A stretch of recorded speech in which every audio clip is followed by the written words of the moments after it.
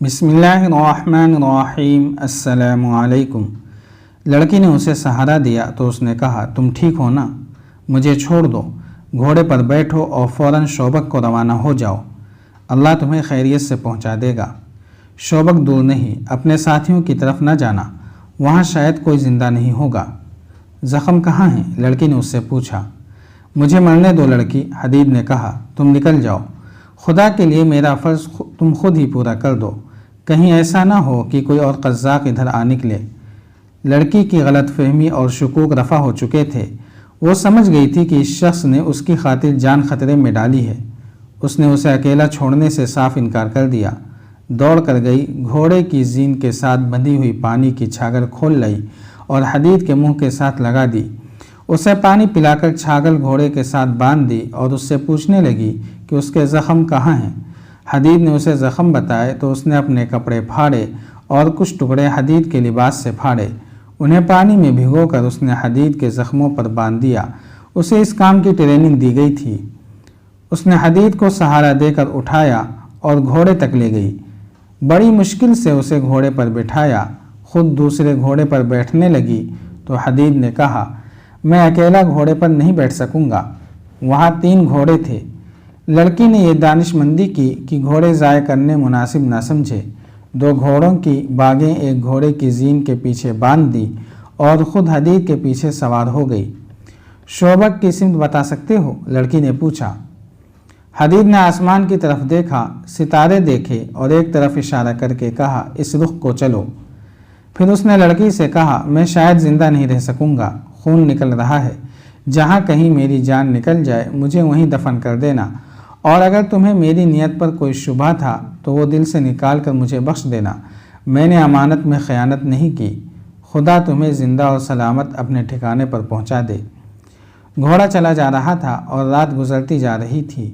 صبح طلوع ہوئی تو حدید بے ہوشی کی حالت میں تھا اور اپنے آپ کو ہوش میں رکھنے کی سر توڑ کوشش کر رہا تھا۔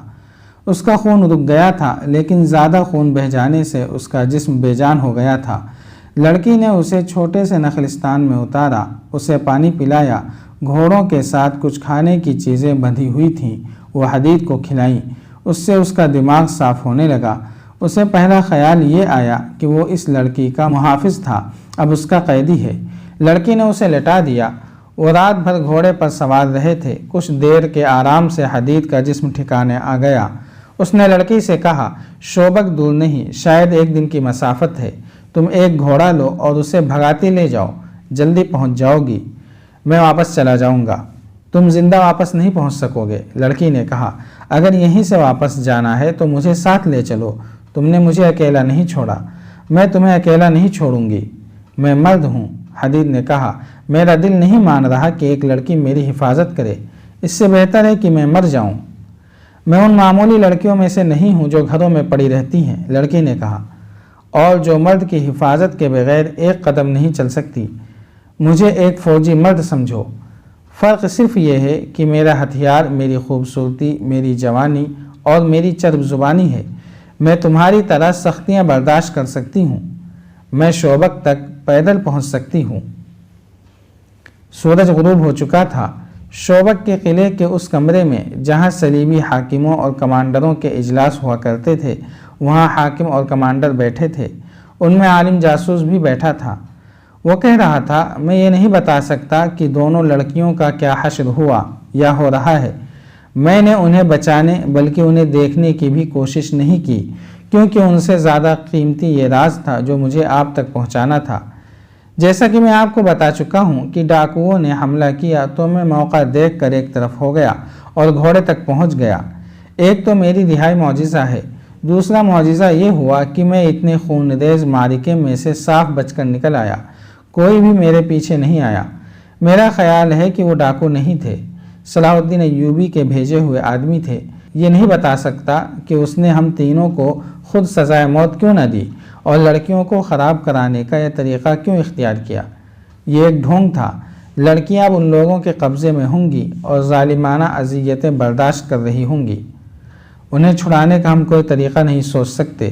ایک صلیبی حاکم نے کہا، یہ قربانیاں تو دینی پڑتی ہیں، ہمارے پاس لڑکیوں کی کمی نہیں، ہمارا یہ طریقہ کامیاب ہے، اسے جاری رکھنے کے لیے اور لڑکیاں تیار کرو۔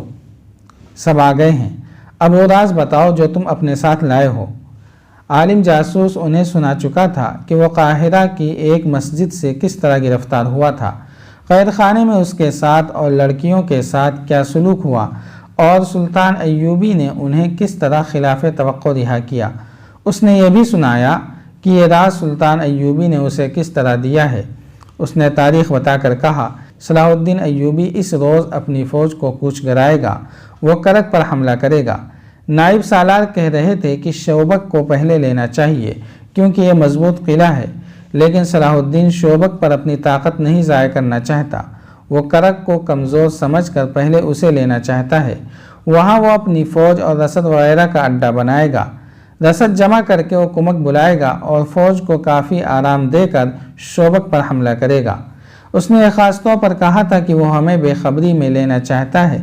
اس کی وجہ اس نے یہ بتائی ہے کہ اس کی فوج کم ہے اور ہماری فوج زیادہ ہے، ہمارے پاس گھوڑے بھی بہتر ہیں اور ہمارے پاس خود اور زرہ بختر ہیں۔ اس نے صاف الفاظ میں کہا ہے کہ اگر صلیبی فوج نے اسے راستے میں روک لیا تو اسے شکست کے سوا کچھ حاصل نہ ہوگا، وہ کھلے میدان میں لڑنے سے ڈرتا ہے۔ عالم جاسوس نے وہ تمام باتیں بتائیں جو اس نے سلطان ایوبی کی زبان سے سنی تھی۔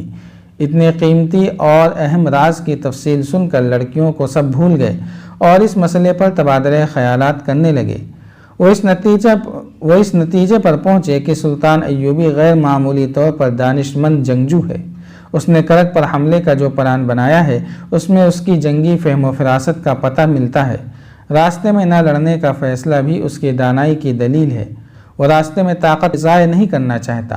یہ خدا یسوع مسیح کا خاص کرم ہے کہ اس کے پلان کا علم ہو گیا ہے، ورنہ وہ کرک کو لے کر شوبک جیسے مضبوط دفاع کے لیے خطرہ بن سکتا تھا۔ انہوں نے اسی وقت سلطان ایوبی کے پلان کے مطابق اپنی فوجوں کے نقل و حرکت اور دفاع کا پلان بنانا شروع کر دیا۔ پلان میں یہ اقدامات طے پائے: صلیبی افواج کی متحدہ مرکزی کمان شوبک میں ہی رہے گی، رسد گاہ بھی وہیں رکھی جائے گی، جنگ کو شوبک سے ہی کنٹرول کیا جائے گا، کرک کی قلعہ بندی کو اور زیادہ مضبوط کیا جائے گا، کچھ اور فوج کرک منتقل کر دی جائے گی، ایوبی کو کرک سے دور اس کی اپنی سرحد کے اندر کسی دشوار گزار علاقے میں روکا جائے گا۔ اس مقصد کے لیے زیادہ سے زیادہ فوج بھیجی جائے گی۔ اس فوج میں گھوڑ سوار اور شتر سوار زیادہ ہوں گے۔ کوشش کی جائے گی کہ ایوبی کی فوج کو گھیرے میں لے لیا جائے، پانی کے چشموں پر پہلے سے قبضہ کر لیا جائے۔ ان اقدامات پر فوری طور پر عمل درآمد کر کے احکامات نافذ کر دیے گئے۔ ہر کوئی خوش تھا۔ یہ پہلا موقع تھا کہ سلطان ایوبی کا کوئی راز قبل از وقت معلوم ہو گیا تھا، ورنہ اس نے صلیبیوں کو ہمیشہ آڑے ہاتھوں لیا تھا۔ اس پر حیرت کا بھی اظہار کیا گیا کہ سلطان ایوبی جیسے آدمی سے یہ لغزش سرزد ہوئی کہ ان جاسوسوں کو دوسرے کمروں میں بٹھا کر جنہیں وہ رہا کرنے کا فیصلہ کر چکا تھا ایسی نازک باتیں بلند آواز سے کیں جو اسے شکست فاش سے دوچار کر سکتی تھیں۔ انہیں ایک اہتمام یہ بھی کیا کہ فرانس کی فوج جو وہاں سے بہت دور تھی یہ پیغام بھیج دیا کہ فلاں دن سے پہلے ایسے مقام پر پہنچ جائے جہاں نور الدین زنگی کی بھیجی ہوئی کمک کو روکا جا سکے۔ اتنے میں ایک صلیبی افسر اندر آیا اور انٹیلیجنس کے سربراہ کے کان میں کچھ کہا۔ اس سربراہ نے سب کو بتایا کہ ان دو میں سے ایک لڑکی جو ڈاکوؤں کے گھیرے میں آ گئی تھی ابھی آئی ہے۔ اطلاع ملی ہے کہ اس کے ساتھ ایک زخمی مسلمان محافظ ہے۔ عالم جاسوس سب سے پہلے کمرے سے نکل گیا، اس کے پیچھے دوسرے لوگ بھی باہر چلے گئے۔ حدید کو لڑکی نے برآمدے میں لٹا دیا تھا اور خود اس کے پاس بیٹھی تھی۔ گھوڑے کی اتنی لمبی سواری اور تیز رفتاری نے حدید کے زخم کھول دیے تھے۔ اس کا خون جو صبح بند ہو گیا تھا پھر بہنے لگا تھا اور اس پر غشی طاری ہوتی جا رہی تھی۔ صلیبی کمانڈروں نے حدید کی طرف کوئی توجہ نہ دی کیونکہ انہیں بتایا گیا تھا کہ ڈاکوؤں کا حملہ ایک ڈھونگ تھا۔ انہوں نے لڑکی کو ہاتھوں ہاتھ لیا اور اسے اندر چلنے کو کہا۔ وہ بڑی قیمتی لڑکی تھی لیکن اس نے اس وقت تک اندر جانے کا ارادہ ملتوی کر دیا جب تک حدید کی مرہم پٹی نہیں ہو جاتی۔ انٹیلیجنس کے سربراہ ہرمن نام کا جرمن تھا۔ اس نے لڑکی کو پرے لے جا کر کہا کہ سانپ کے بچے کی تم مرہم پٹی کرانا چاہتی ہو، یہ تو تمہاری قسمت اچھی تھی کہ بچ کر آ گئی ہو، ورنہ یہ درندے تمہیں ان وحشیوں کے حوالے کرنا چاہتے تھے جو ڈاکو بن کر آئے تھے۔ جاری ہے۔ اگر آپ کو یہ قسط وار سلسلہ پسند آ رہا ہے تو لائک، شیئر اور کمنٹ کے ذریعے ہماری حوصلہ افزائی کریں۔ جزاک اللہ خیرا۔